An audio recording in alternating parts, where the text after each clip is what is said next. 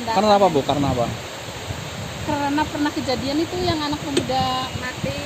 Di sana meninggal. juga ada yang Berapa kali berarti? Satu yang Itu kejadian itu sekitar tahun berapa Bu? lupa saya. Tapi Ada 10 tahunan? Enggak ada. 5 tahun kayaknya juga enggak ada. Mati ditemukan dalam keadaan gimana? Saya tambah downnya apa teman-teman ya? Ketika ceritakan kalau orang hilang di situ dia bisa ditemukan dan malah kalau ditemukan dalam keadaan mati. Siapa yang nggak khawatir itu teman-teman ya? Waduh. Ini Assalamualaikum warahmatullahi wabarakatuh. Jumpa lagi dengan saya di Sambal Coet, channelnya orang-orang yang suka jalan-jalan dan doyan makan enak. Sahabat, pada hari ini saya sedang merasa khawatir ya atas kejadian yang kami alami tadi siang. Tepatnya pada hari Sabtu tanggal 28 Februari 2021. Kami berempat berangkat menuju Sungai Dadali. Dari rumah masing-masing kita ketemu di Desa Banjarsari, Buaran ya.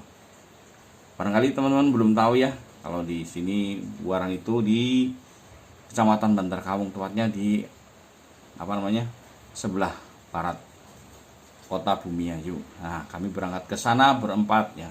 Saya, Mas Yanto, Mas Isnaini dan anaknya Mas Hikam ya.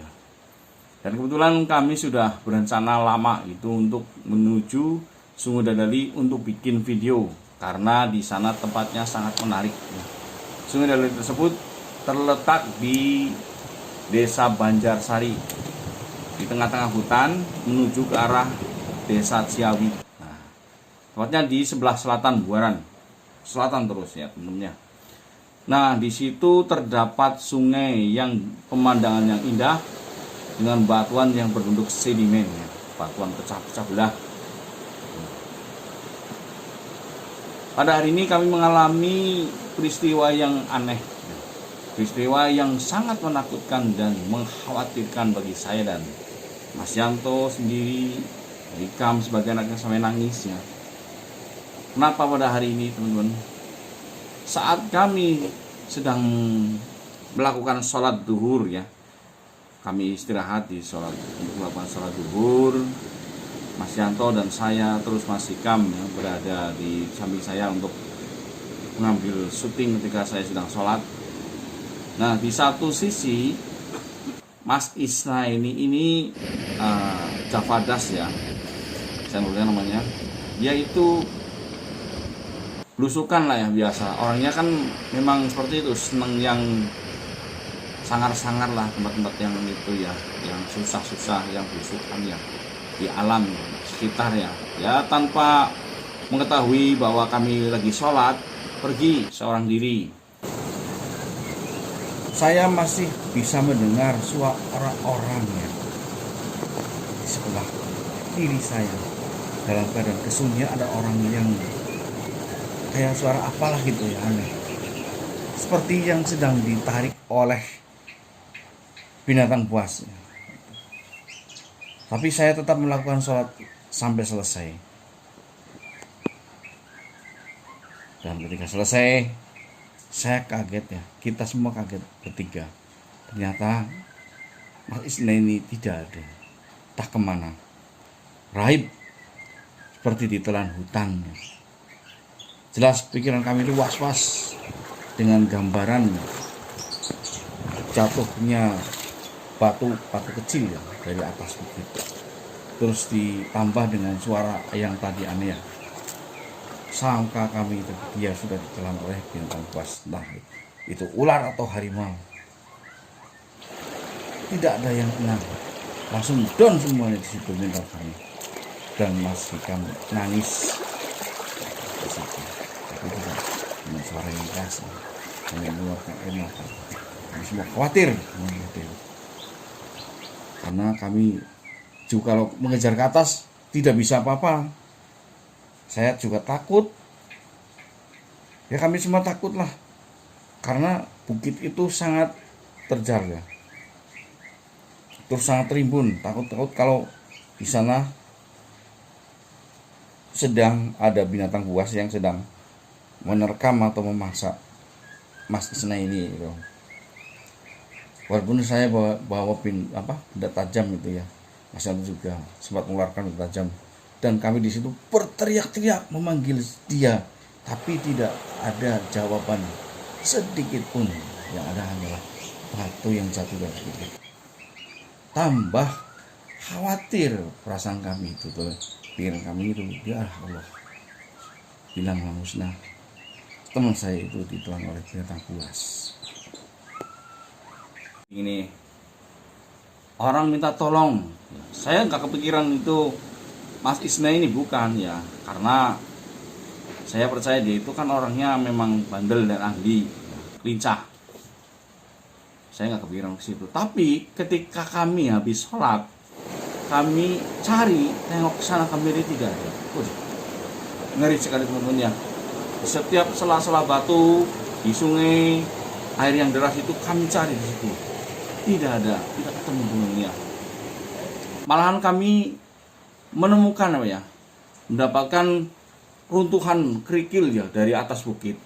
Nah, kami menyangka di situ Mas Isna ini pergi ke atas, maaf ya, saya tidak tidak berdoa secara jelek. Sangka kami itu Mas Isna ini ditarik oleh binatang buas ya. Melalui suara yang tadi saya dengar di waktu sholat, itu saya kira itu suara orang yang sedang disantap oleh binatang buas sejenis ular yang besar atau harimau. Karena di situ kan tempatnya sepi sekali teman-teman. Saya sangat khawatir ya. Dan saya hanya bisa berdoa dengan ucapan sholawat dan doa apa yang saya lakukan. Kami bertiga merasa khawatir dan berteriak memanggil beliau ya. Memanggil dia, tapi tidak ada jawaban sama sekali. Kita kira mungkin hampir 1 jam terjebak. Bingung karena apa? Mau minta tolong ya siapa Rabbi ya? sholli alaihi wasallim. Mas Yanto juga tiba-tiba lemas karena kejadian tersebut begitu menakutkan. Bayangan kami kan Mas Is itu disantap oleh binatang buas sejenis ular yang besar ataupun harimau. Apalagi ditandai dengan adanya batu yang longsor ya, batuan yang jatuh dari atas. Itu. Waduh. Langsung saja Mas Yanto pegang sebuah pisau kecil dan ketat. Saya juga sudah siap pisaunya. Tapi itu tidak cukup teman-teman. Kekhawatiran kami itu lebih besar sekali. Dan kami tidak bisa berbuat apa-apa. Sampai kami berteriak, tidak ada yang menyaut ya. Waduh, ini gimana nih ya? Saya mencari tanda-tanda ya. Yang ada hanya tas dan celana jin dia yang tergeletak. Saya khawatir ada ceceran darah gitu ya teman-teman. Waduh, ternyata tidak ada. Bikin pusing teman-teman. Bikin khawatir benar ya Allah. Mau minta tolong juga bingung karena kita terletak pada posisi jauh dari sana sini ya. Akhirnya saya merasa fisiknya lemas, tapi saya beranikan untuk minta tolong. Sementara Mas Hikam dan Mas Yanto masih tetap berada di sekitar hilangnya Mas Isna ini. Nah, saya berusaha minta tolong ke siapapun yang saya temui itulah. Akhirnya saya menemukan seorang yang sedang mencari kayu bakar, mau diangkut pulang dengan motornya yang sedang diikat ya. Orang itu masih muda, belum terlalu tua ya. Dimintai tolong, sampai saya mohon tidak mau, hanya bisa ngomong apa itu, nggak ada gunanya itu ya, hanya nanya doang sambil mengikat kayunya di sepeda motor yang dia miliki. Waduh, kurang ajar banget ini orang. Untung saja ada rombongan lain teman-teman.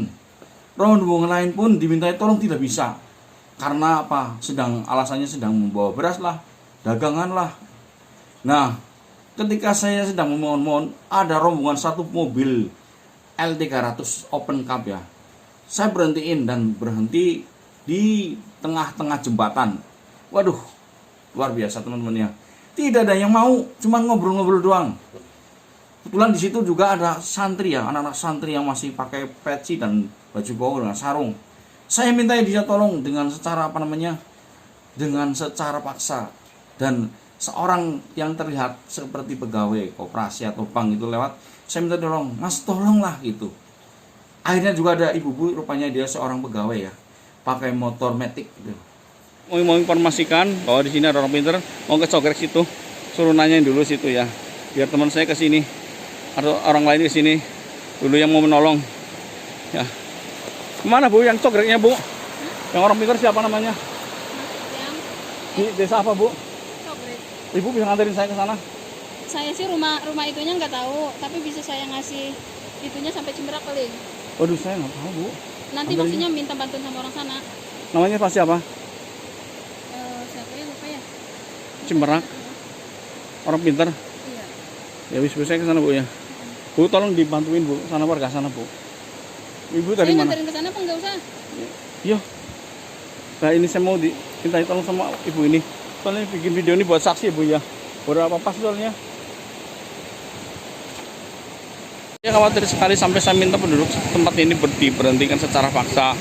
Karena posisi dia itu hilang dan belum ketemu. Ternyata dia loncat ke sana ke atas bukit ya. Mendingan saya sudahi ini dulu ya petualangan saya hari ini. Soalnya kan di sini kabarkan juga kurang baik ya. Pernah berapa orang hilang dan ketemu pun juga dalam keadaan meninggal. Dan itu berapa Bu? Lupa saya. Tapi Ada 10 tahunan? Nggak ada. 5 tahun kayaknya juga nggak ada. Mati ditemukan. Dalam keadaan gimana itu matinya? Ya kan emang di sana itu kayak ada macam apa ya? Lewi. Lu itu apa? Itu sangat mengatirkan bagi saya. Waduh, ini saya pikirannya gimana nih? Nanti saya akan gara-gara bikin konten, bingung gitu. Terus saya paksakan untuk mereka untuk menjenguk ke Mas Isneni dan Hikam. Saya suruh jalan kaki ke arah lokasi beliau yang dia masih di sungai itu. Sementara saya mau dimintai tolong dikasih pendapat ke Pak Hasan ya, kayak kurang tahu, yaitu katanya seorang paranormal praktisi yang biasa menangi orang hilang di daerah tersebut. Mau informasikan bahwa di sini ada orang pinter, mau ke Cogrek situ, suruh nanyain dulu situ ya, biar teman saya ke sini atau orang lain di sini dulu yang mau menolong. Ya, kemana Bu yang Cogreknya Bu? Yang orang pinter siapa namanya? Yang Di desa apa Bu? Cogrek. Ibu bisa nganterin saya ke sana? Saya sih rumah itunya nggak tahu, tapi bisa saya ngasih itunya sampai Cimberak Keling. Waduh, saya nggak tahu Bu. Nanti maksudnya minta bantuan sama orang sana. Namanya Pak? Saya tambah downnya apa teman-teman ya? Ketika ceritakan kalau orang hilang di situ dia bisa ditemukan, dan malah kalau ditemukan dalam keadaan mati. Siapa yang nggak khawatir itu teman-teman ya? Waduh, ini mati. Sementara saya, alhamdulillah ada beberapa orang menyusuri ke sana. Ya, itu. Sementara saya akan pergi menuju orang pintar yang terletak di desa Banjarsarewa sana. Saya kurang tahu ya desa apa lah, kurang paham itu ya. Pas tiba-tiba saya mau pergi, tidak jadi. Ada orang datang, katanya sudah ketemu, tapi saya belum puas, masih khawatir karena belum melihat sendiri.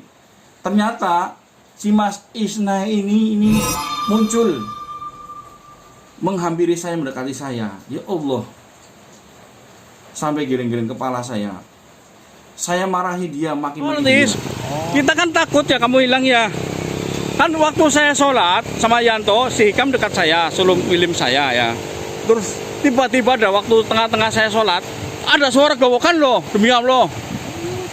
Di itu yang batu itu, yang lurus itu. Ya. Lah, terus selesai sholat, si Yanto saya semua orang cari kamu. Sampai ke sana ke atas ya. Gak bisa naik ke atas, saya kondisinya nggak bisa. Semuanya resah. Lah tahu-tahu ada gini loh. Ada batu yang gelundung itu loh. Itu suara siapa lo tadi? Ah, suara siapa Is? Nih, orang-orang sini bilang berapa orang yang hilang di sini, Bu? Pernah hilang di sini siluman Is, kuat Is. Terus Tanjung. Ya. Aduh. Udahlah kita sudahin aja lah. Mendingan nggak usah video-video Mas. Ya, cukup gitu aja dulu. Bahaya sih. Nah, kalau udah nyampe sana, kirain kalian udah ke sana. Tapi kamu tuh lewat mana loh? Ya, cuma naik itu, apa ya? Itu batu yang panjang itu, saya naik ngambil gambar sini. Nah, saya turun, kok pada nggak ada.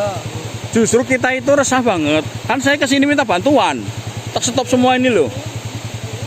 Aku tadi mau ke orang pintar loh. Saya tadi dengar orang sini bilang katanya di sini sudah berapa orang Mas bilang Mas? Udah sering lah, Sering orang hilang ya. Nggak ketemu Mas? yang udah pernah meninggal ada. Sedih banget. Saya khawatirnya kamu satu ular. Terus macan juga itu. Awas belandrang. Ya wis lah. Sorry ya kayak. Nggak apa-apa udah. Yang penting kamu selamat loh. Tapi herannya aku lagi waktu sembayang ada orang aja. Itu suara aku manggil-manggil. Bukan. Kayak suara orang nangis. Pakai sih. Gitu pakainya. Kamu naik Iya. ke bukit itu? Iya gini. Naik ke bukit? Iya. Ya Allah. Bukan lewat cadas yang di bawah bukan? Kan. Pantesan. Ya naik ke atas bukit terus turun lagi. Paling berapa? Ya udahlah itu disuruh pulang aja lah. Gerakannya suara enak. Udah. Ya di saat kita lagi resah ya, khawatir kehilangan dia, ternyata dia di sana lagi asik bikin video di air terjun. Cuman dia itu berangkat lewat jalan yang tidak biasa dilalui orang itu ya, lewat jalan bis, jadi naik ke bukit itu. Itu saat kita lagi sholat nggak ada, tiba-tiba selesai sholat dicari-cari ya orang mana yang apa namanya ya sebenarnya kita khawatir orang mana yang tidak khawatir ya dengan keadaan seperti itu. Coba Saya pikir teman-teman itu mendahuluiku, meninggalkanku karena kan salah satu anggota itu udah pernah ke sana udah 3 kali. Pasti dia nggak ada petunjuk jalan. Saya ngejar, ternyata di air terjun itu ada siapa-siapa. nah inilah makanya kita ini sebagai apa namanya, ini sebagai pengalaman ya, dalam keadaan dimanapun itu sebaiknya itu kumpul, tidak misah-misah itu ya.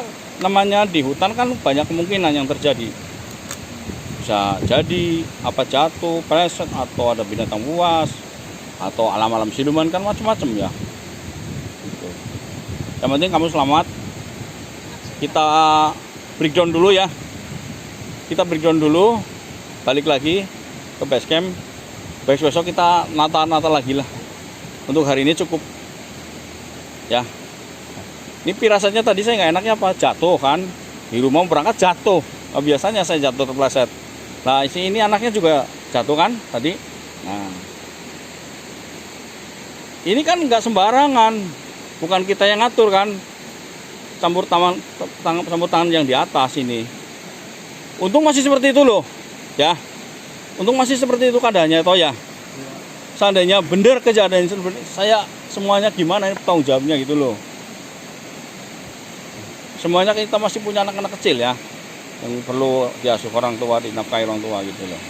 Oke, ini juga saya sampaikan nasihat ini buat teman-teman ya. Kalau ada nggak apa-apa ya waktunya sholat ya sholat lah. Ya. Jangan pergi saya enaknya dewek. Karena kan bisa salah paham. Itu. Nah, yang sangat mengkhawatirkan lagi teman-teman, di saat kita lagi pusingnya dan khawatir, itu sinyal HP itu tidak ada sama sekali teman-teman ya. Kami sudah berusaha menghubungi Mas Isna ini melalui handphone yang kami pegang, tidak bisa. Terus Mas Yanto berpikir untuk menghubungi temannya yang biasa menangani penanggulangan bencana alam itu ya, juga tidak ada sinyal. Dan kami akan menghubungi keluarga juga nggak bisa teman-teman ya. Waduh, sangat membingungkan sekali kejadian pada hari ini teman-teman.